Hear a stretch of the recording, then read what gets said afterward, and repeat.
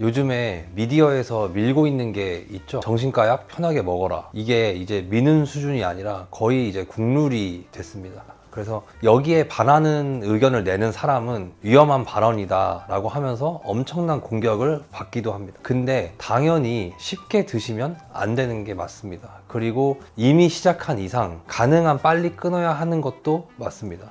저도 미국 유학 시절에 정신과 약을 복용하고 끊었던 경험이 있기도 하고, 또 이제 미국 일리노이 대학교에서 화학과를 전공해서 이 약물들의 기전을 많이 알고 있거든요. 그래서 이 약들을 쉽게 드셔서는 안 되는 이유는, 이 약들은 이제 어떻게 보면 근원적인 치료라기보다 증상을 잠시 동안만 눌러주는 역할을 한다고 보면 됩니다. 그리고 장기 복용했을 때의 불이익이 너무 선명하기 때문입니다. 그런데 오늘 영상에서는 장기 복용의 불이익보다 이 약들을 끊는 방법에 대해서 조금 더 자세히 말씀을 드리려고 합니다. 제가 오늘 말을 조금 수위를 세게 할 수도 있고 그런데 어쩔 수는 없습니다. 여러분의 귀에 꽂히게 말씀을 좀 드려야 되기 때문에. 그리고 이제 너무나 많은 분들이 이걸 간과하고 있는 부분이 많아서 제가 좀 용기를 내서 과감히 말씀을 드리려고 합니다. 다시 한번 말씀드릴게요. 정신과 약 필요하지만 절대 쉽게 시작해서는 안 되고, 시작한 이상 최대한 빨리 끊어내는 것이 좋습니다. 오늘 영상의 핵심 주장부터 좀 말씀을 드리겠습니다. 성공적으로 약을 끊는 것은 단순히 약을 줄이는 기술만이 아니라, 제가 말하는 성공적으로 약을 끊는 방법은 약을 더 이상 안 먹어도 될 만큼 무너진 환자의 몸과 마음을 먼저 재건을 하고, 그 이후에 자연스럽게 약을 줄이고 끊는 겁니다. 그 원리는 어떻게 생각하면 좀 간단할 수도 있는데요. 제가 예시를 하나 들려드리겠습니다. 여러분이 다리가 부러져서 목발을 짚고 있다고 상상을 해 보시면 되는데, 이때 우리가 해야 할 일은 목발을 버리는 연습일까요? 아니면 부러진 다리를 붙이는 치료일까요? 당연히 부러진 다리를 붙이는 치료에 먼저 집중을 해야 하는 것이 맞습니다. 그래서 저에게 오시는 정신과 약을 끊고 싶어 하시는 수많은 분들에게 저는 정신과 약은 일시적으로 고통을 버티게 해주는 화학적 목발입니다 라고 말씀을 드리고, 그렇게 정의를 저는 좀 하고 있습니다. 그런데 많은 분들이 이 목발을 버리는 데만 집착하다가 넘어져서 더 크게 다치는 경우가 있습니다. 여기서 많은 분들이 간과하는 것이, 진짜 해결책은 애초에 왜 다리가 부러졌는지, 그리고 그 근본 원인, 예를 들면은 유년기의 상처, 극심한 스트레스 등을 찾고 이것을 치료하는 것이 단약의 가장 빠른 지름길이라는 사실입니다. 다시 말해서 목발 없이 걷는 연습을 하는 게 아니라 목발이 없어도 될 만큼의 튼튼한 새 다리를 만드는 것이죠. 그래서 튼튼한 새 다리가 있으면 자연스럽게 목발을 짚고 다닐 필요도 없겠죠. 어떤 분들은 이렇게 반론할 수도 있어요. 원장님, 저는 약을 먹고 있는데 별다른 부작용도 없고 약 덕분에 안정적으로 잘 지내고도 있고, 그래서 굳이 약을 끊고 싶지 않은데요. 중요한 말씀입니다. 그리고 솔직히 말씀드리면 그런 분들에게는 이 영상이 크게 도움이 안 될 수도 있고, 그런 분들은 단약을 안 하고 드셔도 제가 어떻게 말릴 수 있는 방법은 없습니다.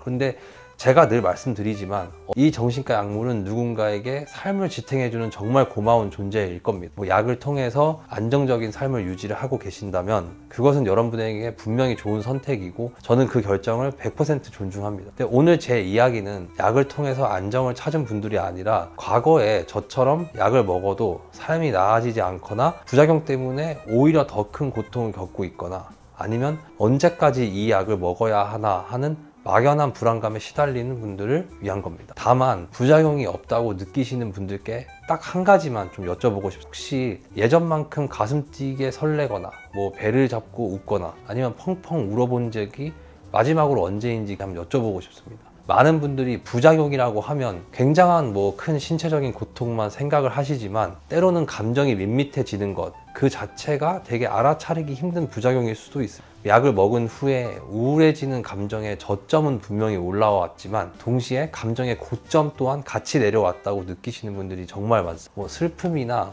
불안 같은 부정적인 감정뿐만 아니라 기쁨이나 환희 같은 긍정적인 감정의 최고점까지 함께 내려오게 되는 거죠. 이것이 바로 약물이 우리 뇌 시스템에 개입하면서 나타날 수 있는 감정 둔화 현상입니다. 만약 여러분이 현재 안정감에 만족하신다면 이것만으로 충분합니다. 하지만 혹시라도 마음 한편에 진짜 다시 내 감정을 느끼고 싶다는 생각이 조금이라도 드신다면 여러분들에게도 이 영상이 큰 도움이 될 거라 생각합니다. 이 영상의 목적은 모두 약을 끊어라, 정신과 약은 무조건 나쁘다가 아니라 약을 끊고 싶지만 방법을 몰라서 절망하시는 분들에게 분명히 길이 있다는 희망을 드리기 위함이기 때문입니다. 뭐 그렇다면은 목발이 필요 없는 새로운 다리는 어떻게 과연 만들 수 있을까요? 제가 직접 성공해보기도 하고 뭐 수백 명의 성공을 도운 단약 재활 5단계를 대안으로 한번 제시를 해보자. 먼저 1단계입니다. 여러분의 삶의 주도권을 되찾는 겁니다. 가장 먼저 여러분은 여러분 스스로 여러분의 몸과 인생의 직접적인 주인이 되어야 합니다. 사실 많은 분들이 당신은 아프고 우리는 이를 치료해주는 전문가다. 그러니 우리가 하라는 대로 해라 라는 말을 들으면서 전문가에게만 전적으로 의존하는 경우도 굉장히 많습니다. 하지만 이제부터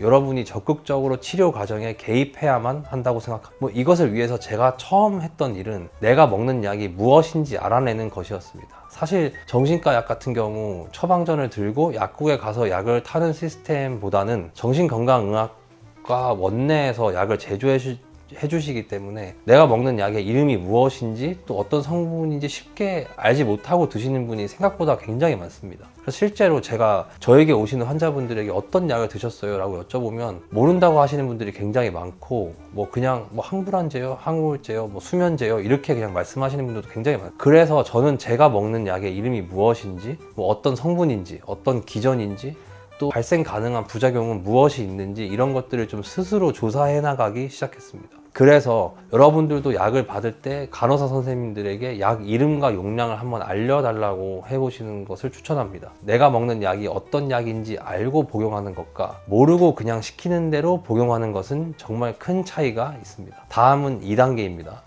약을 끊기 전에 당신의 몸부터 준비를 시키는 겁니다. 이것이 가장 중요하다고 할 수 있는데요. 스트레스는 우리 몸에 만성적인 염증을 일으킬 수 있습니다. 이 염증을 끄지 않고는 절대 단약에 성공할 수 없습니다. 오늘 당장 염증을 유발하는 글루텐, 유제품, 가공 설탕을 식단에서 줄이거나 제거하는 것을 한번 시도해 보시기 바랍니다. 많은 분들이 이제 정신이 아픈데 음식이 무슨 상관이냐고 생각을 하시지만 저는 제 회복 과정에서 이 식단 변화가 극적인 영향을 미쳤음을 온몸으로 좀 경험을 했었습니다. 그러니까 저를 믿고 식단 관리를 한번 시작해 보시는 것을 추천드립니다. 3단계는 혼자가 아닌 나만의 팀을 꾸리는 겁니다.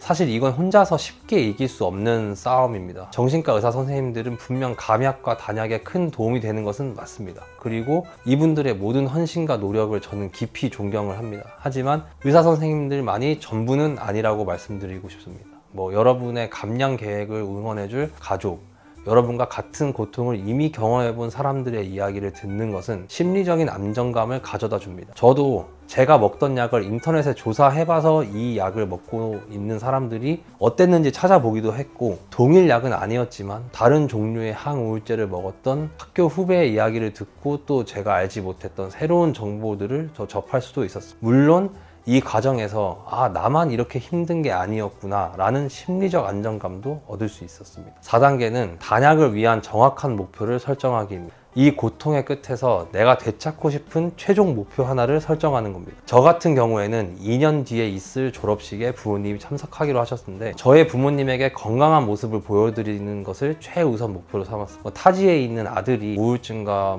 불안으로 정신과 약을 복용하고 있다는 사실을 부모님이 아시면 굉장히 마음을 아파하실 거라 생각을 해서 부모님에게 건강한 모습을 보여드리는 것이 저의 목표였습니다. 이런 것처럼 여러분들도 예를 들면 1년 뒤에 있을 가족여행 위해서 비행기 타기, 6개월 뒤 아이를 가지기 위해서 약을 끊기 등 명확한 목표를 세우는 것이 중요하다고 생각합니다. 그래야 지치지 않고 이어나갈 수 있습니다. 마지막 5단계는 증상을 가려주는 전문가가 아닌 근본적으로 치료해줄 전문가를 찾아야 된다입니다. 사실 정신과 약을 처방해주는 의사 선생님들은 많지만 이 약들을 안전하게 감약시켜주거나 단약시켜주시는 전문가들은 그만큼 많지는 않은 것 같습니다. 단순히 약을 감약시켜주는 것에 그치지 않고 여러분들의 우울증이나 불안장애를 근본적으로 치료해줄 전문가를 찾는 것이 가장 중요합니다. 여기서 제가 말하는 전문가는 불안하니까 불안감을 없애주는 약, 우울하니까 덜 우울해지는 약을 처방하는 전문가가 아닌 불안함이나 우울의 근본적인 원인을 환자 삶 속에서 분명히 진단해내고 이것을 근원적으로 치료할 수 있는 전문가를 말합니다. 이 전문가를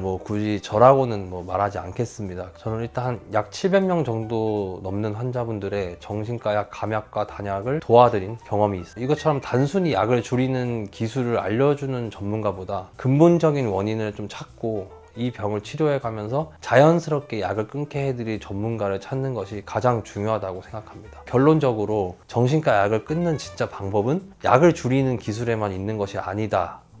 빨리 끊는다고 무조건 좋은 게 아니다 라고 좀 말씀을 드리고 싶어요. 어쩌면 이 기술은 단약의 일부분만 알려드리는 것일 수도 있어요. 진짜 방법은 이제 약을 끊기 전에 내 병의 원인을 진단을 받고 이것을 근원적으로 치료하는 것에 있어요. 그래서 내 몸과 마음이 완벽하게, 그리고 근원적으로 치료가 되어야만 약을 줄이거나 끊는 것도 모두 자연스러울 수 있다는 얘기죠. 한마디로 빨리 끊는 게 중요한 게 아니라 완벽하게 잘 끊는 것이 중요합니다. 그래서 당신의 고통이 어디서 시작이 되었는지 그 뿌리를 좀 이해를 하고 이것을 도와줄 적절한 전문가를 찾을 때 여러분은 더 이상 약이 필요 없다고 느끼실 겁니다. 그래서 이 영상을 보고 계시는 모든 분들을 진심으로 응원합니다. 감사합니다.